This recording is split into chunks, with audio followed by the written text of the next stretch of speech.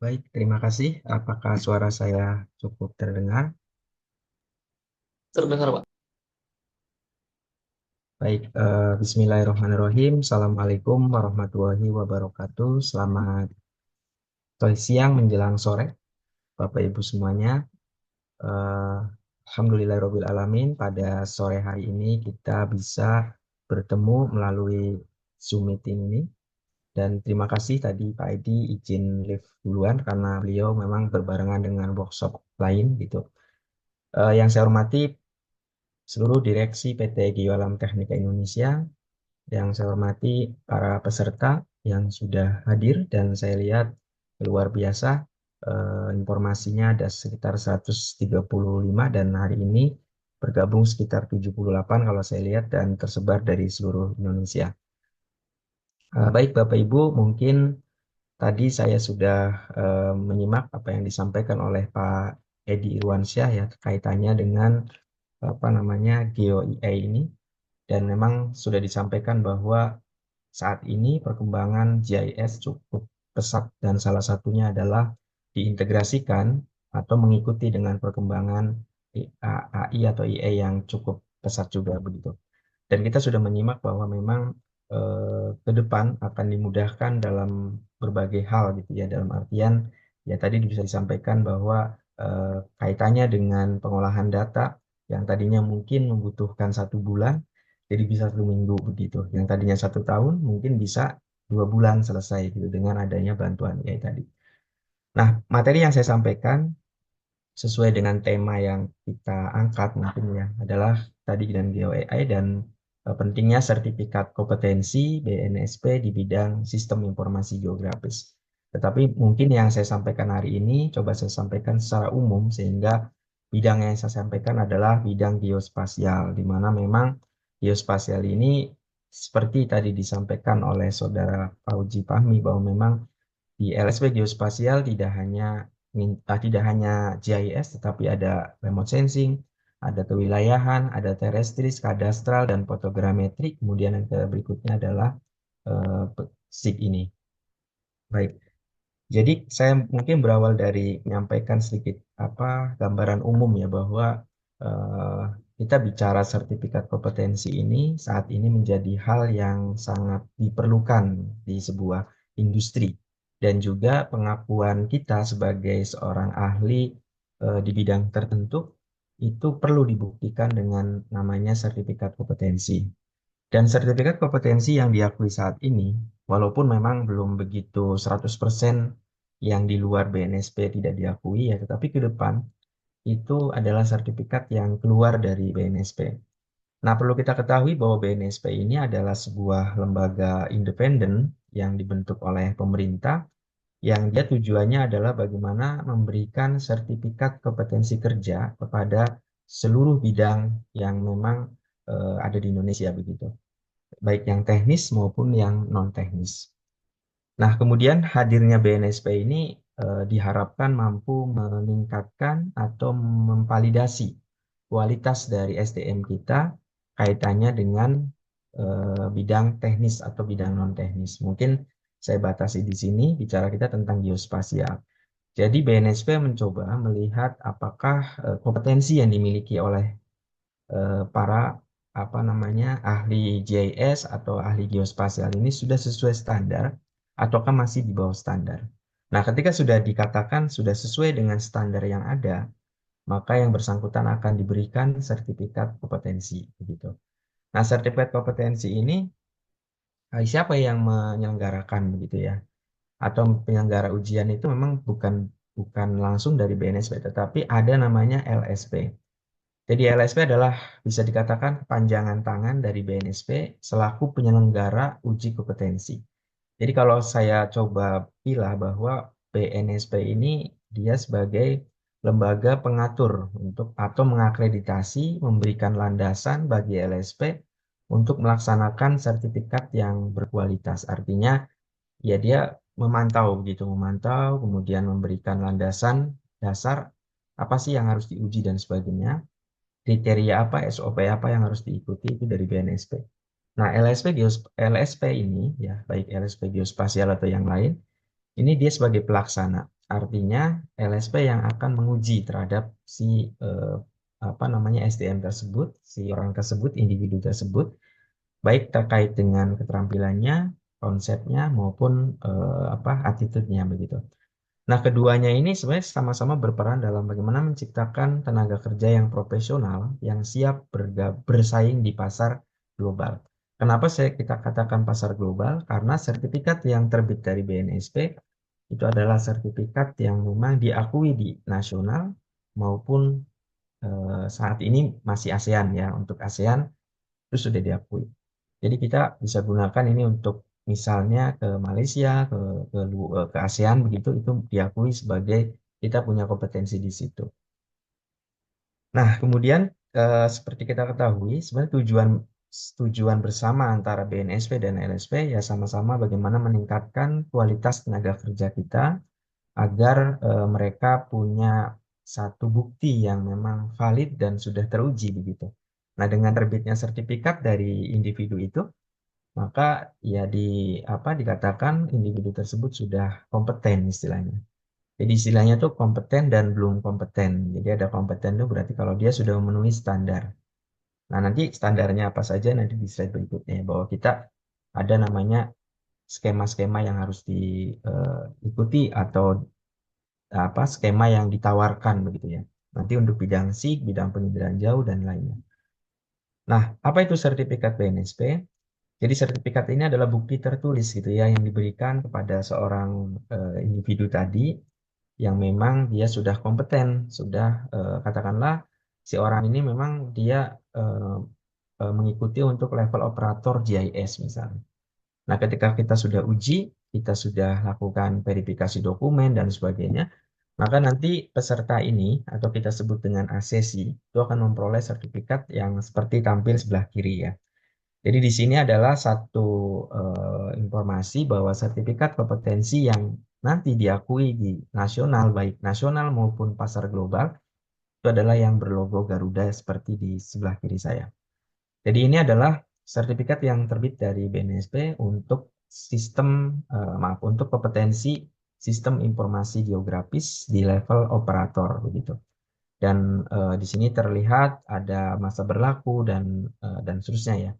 Nah, kenapa sertifikat kompetensi itu harus berlaku 3 tahun? Nah, itu yang sering saya sebagai asesor sering ditanya oleh para peserta yang uji gitu ya, kenapa cuman 3 tahun gitu? Kok nggak kayak ijazah yang untuk seumur hidup begitu? Nah, ijazah dengan sertifikat kompetensi dua hal yang berbeda. Kalau sertifikat kompetensi bisa diperoleh tidak harus melalui pendidikan, bisa juga melalui pelatihan, pengalaman kerja dan sebagainya itu disetarakan begitu. Disetarakan bahwa seorang ini tepat di level operator. Nah, namanya kompetensi seseorang ini kan dari tahun ke tahun pasti berubah. Ketika kita menggunakan software begitu contohnya, ArcGIS atau yang lain, terus kita 6 bulan off. Mungkin di sini saya lihat yang hadir banyak dari para expert GIS ya. Kadang-kadang kita 6 bulan atau 1 tahun tidak memegang si software tersebut. Mungkin ketika akan mengerjakan sesuatu, kita perlu buka lagi ya. Bukan berarti jadi tidak bisa, tapi lupa begitu ya. Nah, begitu pula kompetensi seseorang. Perlu kita buktikan durasinya per 3 tahun itu kita perlu validasi kembali. Nah, apakah nanti dia naik ataukah pada level yang sama, itu tergantung keputusan peserta. Apakah dia akan meningkatkan grade-nya, misalnya dari operator naik ke analis, atau dari operator langsung ke ahli muda. Nah, itu nanti kita lihat begitu. Nah, kalaupun tetap misalnya seseorang sudah di ahli madya, itu ahli madya GIS itu adalah level terakhir untuk di kompetensi SIG ya. Nah, berarti dia akan memperpanjang sertifikatnya di level yang sama. Gitu. Atau bisa, ya mau turun, ya kecil kemungkinan turun. Yang ada double biasanya. Dia punya operator, punya teknisi, punya analis, atau yang lainnya. Gitu. Nah, kemudian nah, ini Bapak Ibu para sertifikat yang ini ya yang saya ceritakan tadi. Kemudian saat ini bicara tentang kompetensi atau sertifikat kompetensi tidak hanya di bidang teknis, tetapi juga saat ini hampir seluruh bidang sudah harus mewajibkan apabila ingin menjadi profesional, maka dia harus punya sertifikat kompetensi.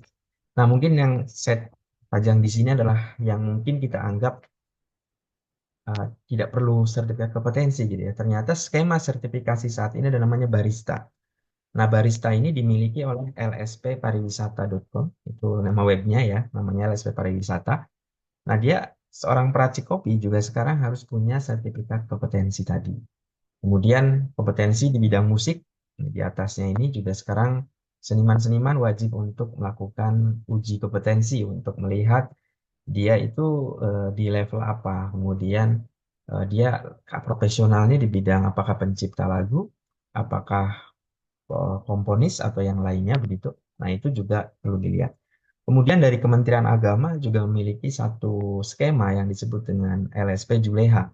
Nah, LSP Juleha itu istilahnya juru sembelih halal. Jadi penyembelih hewan saat bulan Idul Adha begitu ya, atau yang kegiatan lainnya juga memerlukan sertifikat kompetensi. Nah, apalagi kita yang di bidang geospasial yang sifatnya teknis dan sangat teknik begitu ya, butuh butuh apa namanya, butuh kedetailan yang tinggi, maka itu juga diperlukan begitu.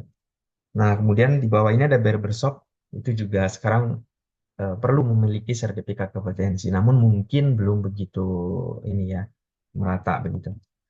Nah, kita di bidang geospasial ini ya saya sedikit menyampaikan karena saya di LSP Geospasial, kita ada namanya LSP Geospasial. Nah, LSP Geospasial ini fokus pada memberikan atau mensertifikasi profesi yang terkait dengan geospasial. Nah, tadi saya sampaikan baik di bidang remote sensing, kewilayahan, penginderaan jauh, fotogrametri, kemudian terestris maupun yang lainnya. Jadi kita berdiri sejak tahun 2017 ya, 2017 itu pertama kali berdiri. Kita sudah menguji beberapa mungkin sudah ribuan yang kita uji dan banyak juga sudah memperpanjang, dan berdasarkan hasil survei kami kepada para pemakai sertifikat ya mayoritas sertifikat ini digunakan ya dan memang diperlukan, apalagi kalau di tender-tender yang sifatnya kaitannya dengan Badan Informasi Geospasial itu pasti memerlukan sertifikat kompetensi ini. Nah, sekarang tidak hanya di bidang maaf tidak hanya di BIG tetapi juga sudah ke daerah gitu ya. Karena saya lihat di beberapa daerah itu sudah mewajibkan tenaga ahlinya memiliki sertifikat kompetensi ini. Baik, kemudian mengapa sertifikat kompetensi ini diperlukan? Nah, ini tadi sesuai tema kita, pentingnya apa sih gitu ya. Jadi kita lihat bahwa ketika seorang profesional tadi memiliki sertifikat kompetensi, maka kompetensinya itu diakui secara nasional. Ya tadi secara nasional maupun secara di pasar global. Saat ini sih memang masih ASEAN ya. Artinya bisa diakui dari sisi pengetahuan, keterampilan maupun sikap kerja attitude tadi. Nah, karena memang dalam hal uji kompetensi ini ada tiga aspek yang diuji. Yang pertama pengetahuan, kemudian keterampilan, otomatis dalam hal geospasial adalah berpraktek. Baik itu yang menggunakan alat atau menggunakan software. Kemudian yang kedua adalah sikap kerja, begitu. Nah, sikap kerja juga kita perlu lihat. Nah, kalau misalnya kita adakan uji, contoh misalnya di bidang terestris, begitu ya. Itu kan bagaimana memasang statif dan bagaimana memasang alat membawanya dan juga bagaimana ketika sudah selesai apakah langsung ditinggal saja atau bagaimana itu juga kita lihat gitu. Nah, itu disebut dengan sikap kerja.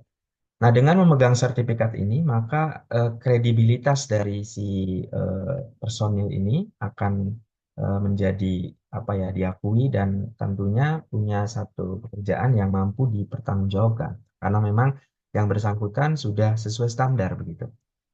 Nah, kemudian beberapa keuntungan bagi ini pertama adalah bagi mahasiswa ya. Saya lihat hari ini yang hadir juga banyak dari mahasiswa. Apa sih keuntungannya gitu ya? Yang pertama adalah kredibilitas dan kepercayaan dirinya meningkat. Sudah banyak beberapa universitas yang sudah bekerja sama dengan kami, seperti di ya mungkin saya nyebutkan di Jawa dan luar Jawa sudah beberapa. Itu mahasiswa sebelum lulus mereka mengikuti uji kompetensi. Sehingga mereka ketika lulus, dia tidak hanya memperoleh ijazah, tapi juga memperoleh sertifikat kompetensi sebagai bukti bahwa dia telah punya skill dan kompeten di bidang itu. Dan kalau menurut saya ke depan bisa jadi ijazah itu akan nomor dua. Yang pertama ditanya adalah skill. Nah, skill ini ketika kita menjawab dengan kata-kata, maka itu tidak cukup. Perlu bukti di Indonesia ini kan bahkan mungkin di luar ya, ketika mengatakan bahwa saya bisa, itu tidak cukup. Perlu ada satu validasi, yaitu salah satunya sertifikat kompetensi. Selain juga nanti diuji keterampilannya. Kemudian kedua mempunyai bukti bahwa telah kompetensinya itu diakui secara nasional karena memang dia sudah sesuai standar, punya parameter yang jelas bahwa seseorang yang levelnya analis GIS, dia memang sudah bisa melakukan apa begitu. Nah, nanti sebuah perusahaan itu ketika teman-teman mahasiswa melamar kerjaan begitu ya, apply ke konsultan atau kemana, otomatis itu menjadi pertimbangan besar bahwa telah memiliki sertifikat kompetensi. Dan yang paling terakhir adalah dijadikan sebagai lampiran surat keterangan eh, apa namanya pendamping ijazah begitu. Nah, pendamping ijazah ini apa penting juga ya bagi mahasiswa SKPI sekarang diperlukan dan itu sebagai lampiran gitu. Kemudian bagi karyawan yang sudah bekerja, otomatis beberapa perusahaan tuh ketika naik jenjang karirnya, terus otomatis memerlukan sertifikat kompetensi begitu ya. Kemudian meningkatnya akses untuk berkembang dan tentunya pengakuan kompetensinya itu apa ada bukti gitu. Nah, kemudian bagi perusahaan diharapkan produktivitasnya meningkat dan yang terakhir mempermudah perusahaan untuk mencari karyawan yang kompeten. Jadi ketika ada pelamar yang memang melampirkan surat kompetensi ini misalnya, maka ya dianggap dia sudah kompeten karena sudah diuji. Walaupun tetap ada mungkin di sana tergantung perusahaannya ya. Nah, bagaimana sih memperoleh ini yang paling penting, Bapak Ibu peserta webinar siang hari ini, bahwa bagaimana sih kita bisa memperoleh sertifikat kompetensi ini, gitu ya. Tentunya tidak serta-merta langsung bisa kita apply dengan tanpa uji, tapi perlu ada uji. Nah, pertama adalah kita temukan dulu profesi apa yang tepat untuk kita. Contoh dari geospasial ini kan ada penginderaan jauh, ada ada GIS, ada fotogrametri, kemudian yang lain ya, terestris, kadastral dan sebagainya. Nah, kita pilih yang mana yang kita tekuni. Apakah hanya satu? Boleh dua, boleh tiga. Bahkan orang itu eh, boleh punya sertifikat di berbagai bidang, tetapi perlu kita pahami bahwa kompetensi seseorang, keahlian seseorang itu kalau banyak diragukan sebenarnya, gitu kan. Misalnya ya dia bisa semua, nah itu tetapi tetap akan ada satu sampai tiga, bahkan dua ya, hanya satu sampai dua yang dia lebih unggul dari semuanya. Bisa, oke, tetapi yang lebih unggul yang mana begitu. Kemudian pelajari persyaratannya. Nah, misalnya contoh ketika kita akan mengikuti sertifikasi ahli media GIS. Kalau yang lain kan persyaratannya hanya ijazah, hanya apa surat keterangan sertifikat pelatihan atau yang mendukung begitu. Tapi dalam ahli media itu perlu ada karya yang diterima di nasional dan internasional. Nah, apa bentuknya? Bisa buku, bisa jurnal begitu. Jadi kalau akademisi sih sepertinya hal ini mudah untuk memperoleh ahli media SIG. Kemudian pilih lembaga sertifikasi yang tepat. Nah, tentunya yang berikutnya adalah ikuti pelatihan terlebih dahulu kalau bisa. Kalau memang tapi pelatihan ini sebenarnya tidak wajib ya. Artinya kalau memang dia sudah expert dan sudah mampu, itu silakan bisa langsung uji. Tetapi kalau memang dia memerlukan refresh, memerlukan apa ya minimal menyamakan dengan kisi-kisinya begitu, nah itu perlu ada pelatihan. Nah, kemudian berikutnya ini tahapannya ya Bapak Ibu, tahapannya sederhana sebenarnya. Jadi tahapan pertama adalah kita melakukan pendaftaran begitu melalui LSP Geospasial atau nanti di akhir ada dari kami tahap pra-assessment, kemudian tahap uji kompetensi yang ketiga, kemudian yang keempat adalah tahap putusan uji. Nah, ini kan kalau kita lihat Bapak Ibu bahwa memang dalam pelaksanaan uji kompetensi ini tidak serta-merta semua kompeten begitu. Nah, jadi di sini kalau kita lihat dalam tahapan 4 ini ada keputusan yang namanya belum kompeten, maka dia kembali ke uji lagi. Jadi bukan berarti gagal total, bukan. Karena kompetensi seseorang itu bisa dipelajari, bisa diulas kembali untuk menuju ke kompeten. Nah, tapi kalau kompeten, maka dia akan menuju pada eh, perolehan sertifikat atau terbitnya sertifikat dari BNSP.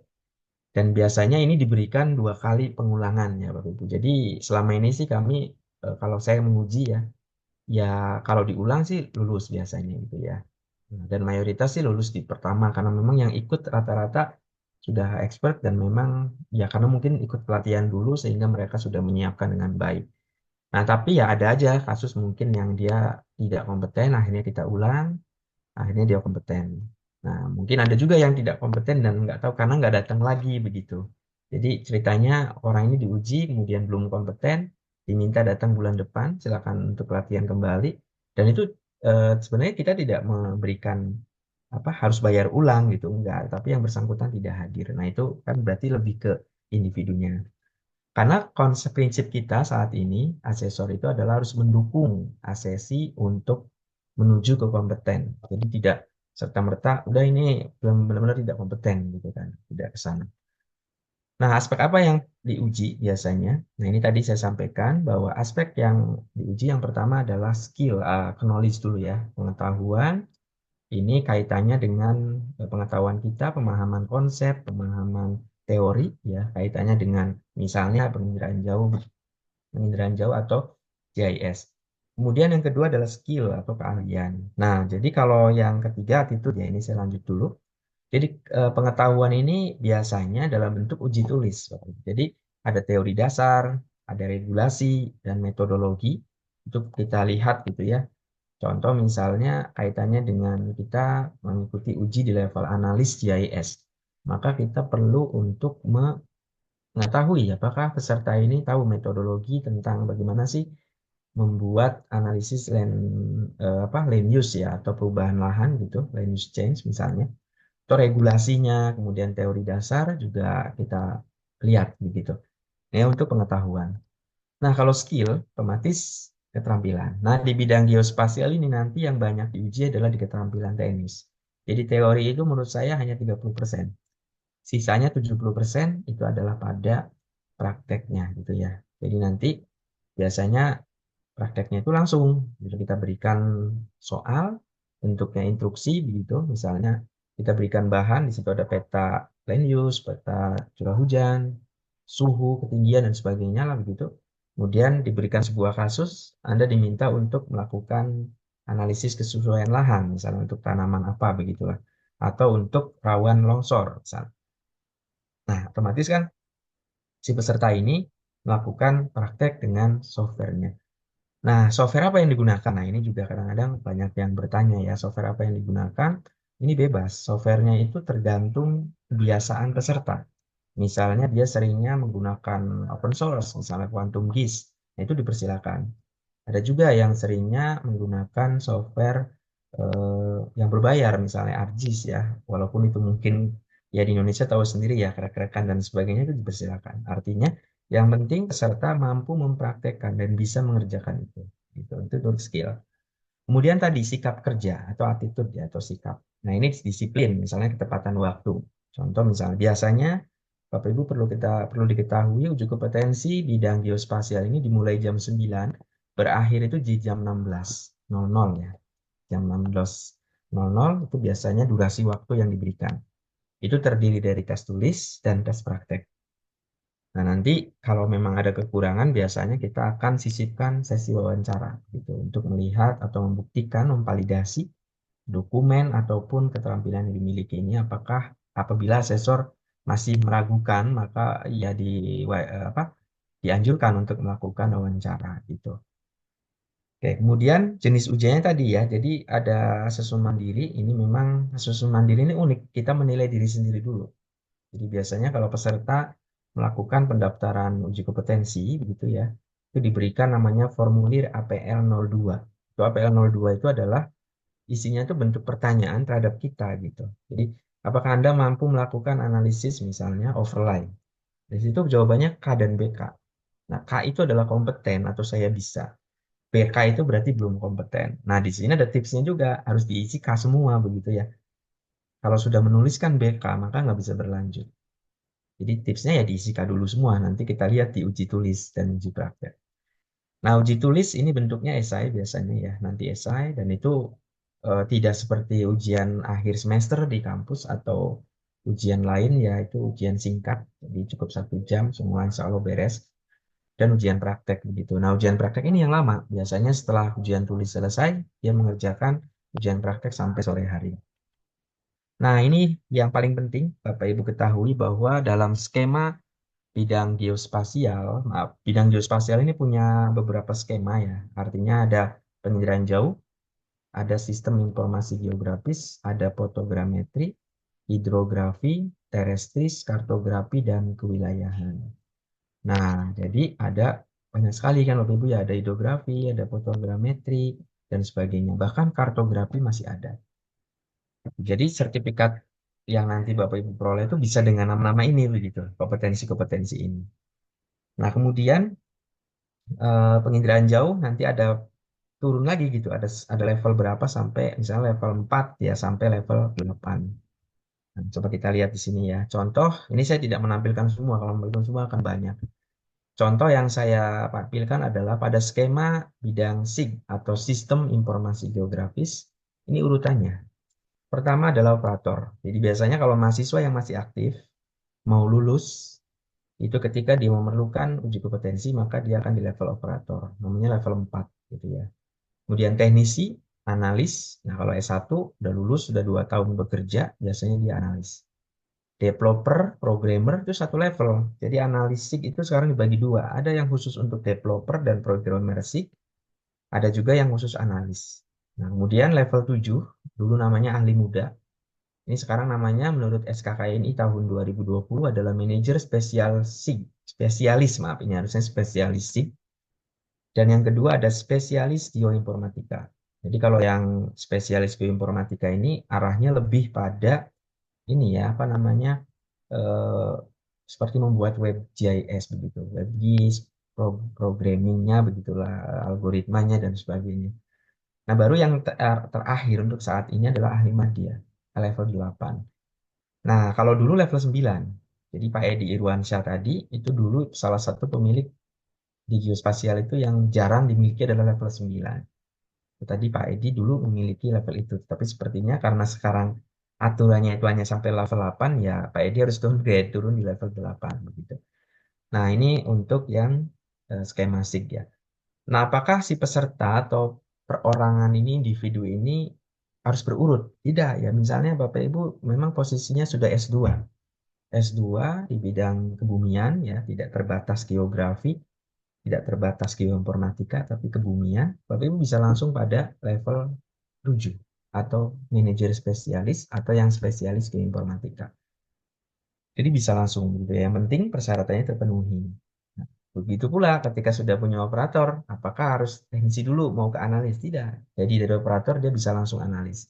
Nah, apakah satu orang boleh memiliki semua sertifikat baik operator, teknisi, analis itu boleh gitu karena pada bidang yang sama gitu. Jadi artinya dia itu operator SIG punya, teknisi SIG punya, analis SIG punya dan seterusnya. Nah, itu juga menurut saya membuka peluang besar bagi kita mungkin yang bergerak di bidang konsultan. Jadi ketika ada kebutuhan di bidang analis, untuk analis kita punya. Kementerian lain mungkin butuh operator, saya punya operator begitu dan seterusnya. Nah, itu kan membuka peluang yang lebih besar. Mungkin bagi Bapak Ibu yang di konsultan ya paham lah, yang penting bukan satu kementerian ya kita bisa lah gitu. Kemudian ini ini ya tadi penyetaraan tadi. Artinya saya awal sampaikan di awal bahwa yang namanya kompetensi itu tidak diraih tidak hanya dengan pendidikan, tapi dengan seseorang yang bekerja puluhan tahun di bidang geospasial bisa jadi dia sudah setara dengan level 9 atau ahli madya gitu. Jadi contoh misalnya apakah saya punya ahli madya, Pak Edi punya ahli utama. Oh, itu kan dokter, bukan hanya itu ya. Jadi tidak ada hubungannya. Jadi S3 itu ya ijazah saya, tapi kompetensi saya bisa jadi ada orang yang memang karena dia baru bergelut di bidang geospasial, walaupun dokter, dulunya bukan bidang geospasial, bisa jadi dia dianalis begitu. Karena melihat kompetensi seseorang itu bukan dilihat dari ijazahnya, tapi bisa disetarakan gitu. Nah, itu perlunya uji itu di situ. Ketika S2 nih setaranya dengan level 8 atau 7 ya. Nah, ini kan perlu kita lihat. Tapi kalau dia nggak mampu, berarti bisa downgrade ke level 6. Nah, berarti dia memang artinya kan kita bisa melihat bahwa pendidikan ya tidak menjadi mutlak bahwa seseorang itu punya kompetensi yang sama. Jadi mata kuliah yang kita ampu itu lebih pada ya dia mengambil mata kuliah gitu, bukan kompetensinya di situ belum tentu. Contoh misalnya saya mengambil mata kuliah bahasa Inggris misalnya, ya saya tidak punya kompetensi besar di bahasa Inggris gitu kan. Nah makanya kan tidak mesti terlihat di transkrip ada gitu. Nah, kemudian ini dasar sertifikasi kompetensi yang terbaru kita gunakan namanya SKKNI IG tahun 2020. Jadi sempat dulu menggunakan SKKNI tahun 2017 gitu ya. Dan itu memang beda namanya. Dulu tuh namanya bukan manajer spesialis tapi ahli muda. Nah, tapi sekarang apabila Bapak Ibu mengikuti uji kompetensi, semuanya harus menggunakan SKKNI IG tahun 2020. Nomornya 172 ini kelewat ya. Dan seperti contoh begini ya, ini Bapak Ibu di dalam SKK ini itu sebenarnya sudah terlihat kisi-kisinya begitu. Jadi seseorang yang akan mengikuti contoh di sini, saya buat simulasi begitu. Saya misalnya akan mengikuti analis penginderaan jauh, mau ikut uji kompetensi begitu. Nah, maka si orang ini apabila pengen kompeten dan memperoleh sertifikat di bidang analis penginderaan jauh, maka dia harus bisa 7 unit kompetensi ini. Itulah simpelnya sih kompeten pada 7 unit ini atau dia bisa menguasai 7 unit ini. Contoh pada kode unit sekian, nah kita nggak usah ngapalin kode unit ya, judul unitnya saja. Mungkin Bapak Ibu yang sudah malang melintang di dunia geospasial pasti sudah paham. Oh, pertama di level analis itu harus mampu melakukan fusi untuk meningkatkan kualitas citra. Kedua, melakukan klasifikasi digital multispektral dan seterusnya lah sampai ke bawah. Nah, uniknya dalam uji kompetensi BNSP itu tidak ada nilai, oh dia nilainya 98, maka nggak lulus. Oh dia nilainya 70, maka lulusnya setengah, enggak. Semuanya harus bernilai 100. Artinya, semua unit ini harus benar-benar dipastikan bisa baik dari sisi teori maupun dari sisi praktek. Contoh misalnya seseorang ikut uji. 1 sampai 5 dia bisa, tapi yang 5 dan 6 ini dia belum gitu. Nah, itu nanti belum kompeten dulu Bapak Ibu. Belum kompeten istilahnya. Nanti keputusannya yang bersangkutan BK. Nah, kalau udah BK jangan putus asa. BK ini bukan berarti gagal, tapi ya diulang lagi. Dan untuk saat ini kabar baiknya, pengulangan itu tidak harus dari 1, tetapi yang kurangnya itu. Kurangnya itu 5 dan 6 kan? 6 dan 7 ya. Maka yang diujikan 2 itu. Kalau dulu 2017, SKK ini 2017 itu dulu itu harus semua diuji lagi dari awal gitu. Nah, jadi kalau sekarang sisanya saja 6 dan 7 tadi. Misalnya dia belum bisa mengolah data spektrometri, melakukan klasifikasi citra, tadi ya ada tadi saya lihat ada tentang segmentasi tadi ya. Gitu. Jadi kalau misalnya dengan paham AI sebenarnya juga ya bisa digunakan dalam hal ini. Silakan saja yang penting nanti akan teruji juga di konsep dan teori gitu ya. Gitu. Nah, kemudian ini untuk analis, ini untuk sistem informasi geografis, ini untuk analis sistem informasi geografis ya. Ini eh, ya saya akui bahwa memang pasar terbanyak ya yang ikut uji itu Bapak Ibu itu adalah di bidang SIG dan terestris maupun kadastral ya. Untuk yang lain bukan berarti nggak ada, tapi lebih sedikit gitu. Jadi analisis itu maaf yang banyak SIG gitu bidang SIG. Nah, seorang yang akan mengikuti uji analisis, dia harus paham ini gitu. Ada satu berapa unit ya. Ini sekitar 10 ini ya, sekitar segini. Sampai yang terakhir melakukan kontrol kualitas pekerjaan sistem informasi geografis. Jadi kayak overlay dan sebagainya itu ada di sini di analisis sistem informasi geografis tingkat dasar. Model, misalnya membuat model prediction, membuat model spasial, regresi, misalnya GWR dan sebagainya. Nah, itu ada di membangun model begitu. Kemudian melakukan, berarti Bapak Ibu diminta melakukan, kita beri data begitu. Kemudian Bapak Ibu melakukan proses itu dan saya melihat hasilnya. Itu ya, mengolah data geospasial mungkin sudah inilah. Nah, nanti di dalam SKKNI itu, Bapak Ibu mungkin nanti bisa saya share di grup mungkin ya. SKKNI yang utuh itu ada sekitar 1.000 halaman. Detailnya ada gitu. Contoh, membangun model sistem informasi geografis tingkat dasar. Detailnya itu melakukan apa? Di sini ada. Nah, jadi bisa dari situ melihat gitu ya. Nah, nanti perlunya pelatihan itu apa? Perlunya ya biar mematchkan gitu ya. Oh, ini ternyata spesifiknya begini yang harus dilakukan nantinya. Karena biasanya yang memberikan pelatihan itu pastinya sudah juga pernah mengikuti uji kompetensi begitu. Jadi jangan salah orang begitu ya. Katakanlah ketika mau ikut uji kompetensi, yang melatih belum pernah atau belum punya sertifikat kompetensi. Otomatis belum punya pengalaman bagaimana uji kompetensi itu dilakukan, bagaimana soal ini biasanya itu kayak seperti apa kan belum punya pengalaman begitu ya. Baik, mungkin itu kemudian yang terakhir ini ya, tips lulus uji kompetensi mungkin dari saya. Yang pertama tadi, pahami skema sertifikasi dan baca tentang SKKNI tadi bahwa apa saja sih yang harus dilakukan. Kalau perlu ikut pelatihan, begitu ya, ikut pelatihan yang diselenggarakan oleh lembaga pelatihan terpercaya. Dan ciri terpercaya adalah dia berbasis pada standar kompetensi kerja nasional Indonesia. Jadi kalau mau ikut pelatihan, tanya apakah materinya itu sesuai dengan SKKNI. Itu sekarang penting. Artinya jangan sampai kita mau ikut uji kompetensi, tetapi materinya keluar dari zona itu begitu. Kemudian pelajari materi secara mendalam, kelola waktu dengan baik begitu ya. Artinya kalau memang uji kompetensi itu teori 1 jam ya 1 jam. Kemudian ketika praktek ya mungkin speednya lebih di inilah karena jam 16. Umumnya sih jam 16 selesai ya walaupun ya adalah kadang mungkin yang mulur 30 menit tapi itu juga mungkin kalau kita saklek itu mempengaruhi terhadap penilaian attitude tadi ya, kedisiplinan. Kemudian saat uji yang namanya asesor ya, mungkin saya sebagai asesor, Pak Edi jadi juga sebagai asesor, itu ya anggap saja itu seseorang yang sedang memverifikasi gitu, bukan menguji. Karena kita tuh mengasesmen, itu beda dengan menguji gitu ya. Jadi bukan saat ujian skripsi atau tesis atau disertasi, tetapi kita sedang memvalidkan. Contoh, beliau ini ngambil level analis. Apakah sudah bisa? Ya saya tinggal mengecek aja, dia mampu gak melakukan analisis tadi yang diminta. Oh bisa gitu ya. Nah kalau saya perlu nanya, ya mungkin saya tanya gitu ya. Jadi itu.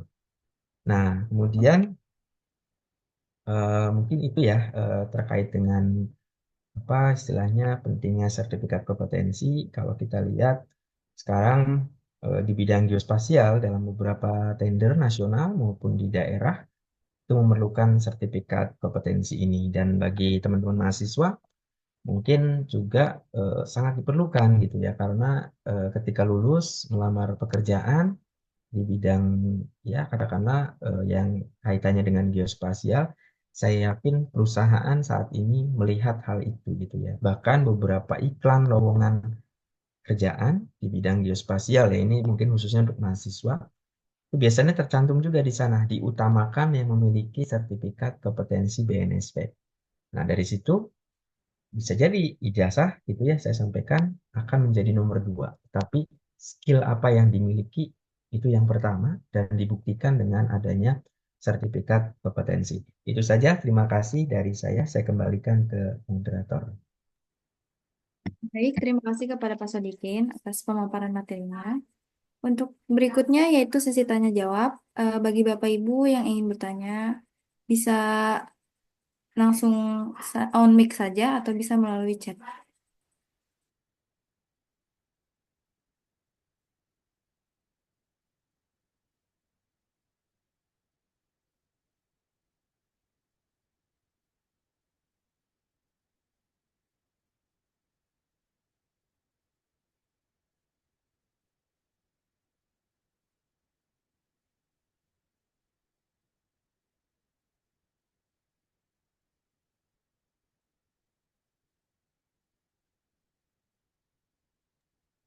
Bapak Ibu yang ingin bertanya bisa raise hand terlebih dahulu.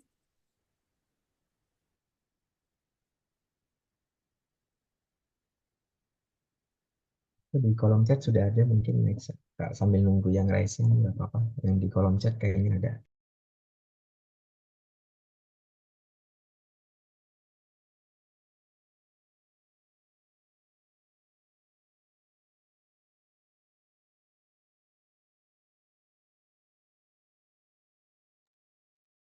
Masih unmute, Maisa.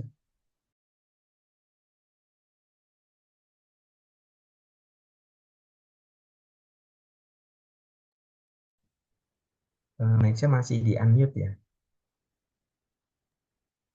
Ya, mohon maaf Pak. Pertama ini ada dari Pak Icer ya. Maaf kalau penyebutannya salah. Pertanyaannya, apa bedanya sertifikasi BNSP dengan sertifikat yang dikeluarkan oleh lembaga diklat, Pak? Mungkin bisa langsung dijawab saja, Pak. Baik, terima kasih. Yang pertama Pak Aisyah ya, Aisyah Ningsih atau Ibu atau Pak ini. Nah, dan di atasnya ada Pak Bambang, mungkin juga nyambungkan saja. Jadi yang pertama terkait dengan apa bedanya sertifikat BNSP dengan certified yang dikeluarkan oleh lembaga diklat ya.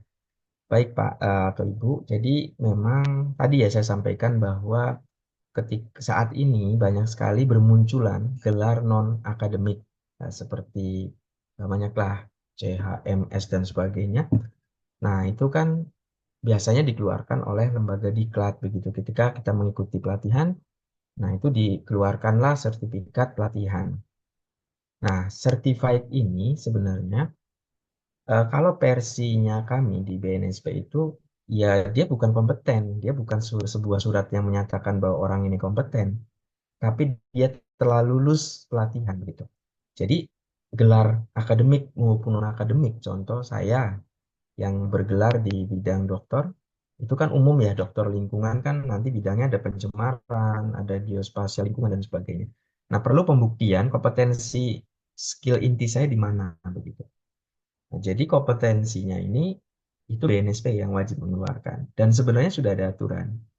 Dan beberapa lembaga kayak kementerian ya contoh kemarin tahun lalu akhir tahun kemarin kami menguji teman-teman dari Gakum penegak hukum lingkungan hidup ada 24 orang kalau nggak salah 22 atau 24 itu mereka juga sekarang memerlukan sertifikat kompetensi ini. Jadi walaupun mereka punya pelatihan dan sebagainya, tapi untuk menjadi dia itu diakui bahwa seorang penegak hukum kaitannya dengan kehutanan ya yang butuh data spasial, dia juga memerlukan sertifikat kompetensi geospasial. Nah, jadi sangat beda gitu ya. Contoh misalnya dalam hal ini kan ada dua lembaga nih. Ada PT Geoalam Teknika Indonesia sebagai lembaga diklat. Kami PT Geoalam Teknika Indonesia ini tidak berhak mengeluarkan surat keterangan kompetensi. Yang mengeluarkan surat keterangan kompeten atau sertifikat kompeten adalah LSP atau BNSP. Makanya kalau kalau PT Geolam Teknika Indonesia ini selalu berbarengan. Jadi PT Geolam Teknika untuk arah diklatnya. Nah, produk dari diklat ini adalah sertifikat pelatihan yang menunjang untuk mengikuti uji kompetensi. Nah, nanti diuji oleh LSP Geospasial untuk apakah orang ini kompeten atau belum begitu. Nah, terkait yang certified gelar tadi, ya itu lokal saja sebenarnya Bapak Ibu. Di Kemendikbud pun kita, ya saya pun beberapa memiliki ya seperti certified public speaking, certified untuk lupa itu karena saking banyaknya yang saya ikuti. Ya cuman saya nggak bisa karena saya sebagai dosen ternyata non akademik itu hanya dari lembaga itu aja begitu.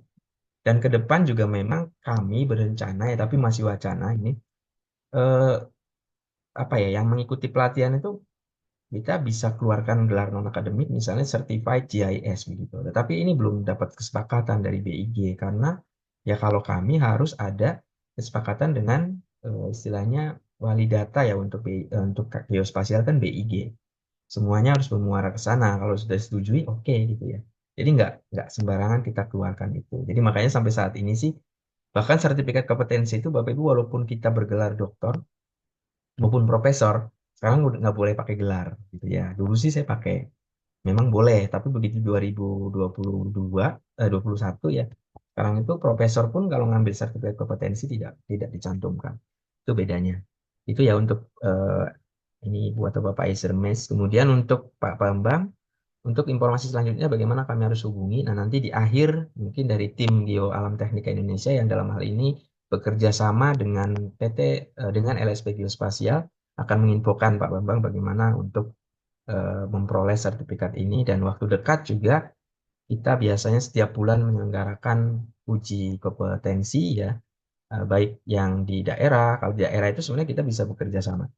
Jadi kalau di daerah itu yang penting misalnya bisa mengumpulkan 10 sampai 15 orang, nanti kami yang ke sana begitu. Tapi kalau cuma 3 4 orang kan biasanya nanti penyelenggara nggak ketutup kosnya sehingga mereka yang datang ke Jakarta begitu. Ke kita ya ya baik di Jakarta atau di Bogor tergantung karena kita banyak penyelenggaraan di Jabodetabek. Mungkin itu eh, mungkin sedikit lagi dari Pak Laode mungkin ya, Maisa ya saya coba izin share sekalian. Biasanya kapan adanya kegiatan pelatihan? Nah, ini soal sudah terjawab ya. Jadi nanti kita sebenarnya kapan pun bisa, ya, kapan pun bisa. Tapi tadi biasanya kan kita kan ada istilahnya kuota ya, minimal misalnya 5 orang begitulah, baru bisa terselenggara. Nah, kalau 1 orang, maka bisa ya bisa, cuman kan biasanya biayanya membengkak karena memang harus ditanggung pada orang tersebut. Nah, saya pun pernah menguji 1 orang gitu ya, dan biasanya LSP ini membebankan seluruh biaya itu ke peserta ini. Tapi ada gitu yang seperti itu. Gitu.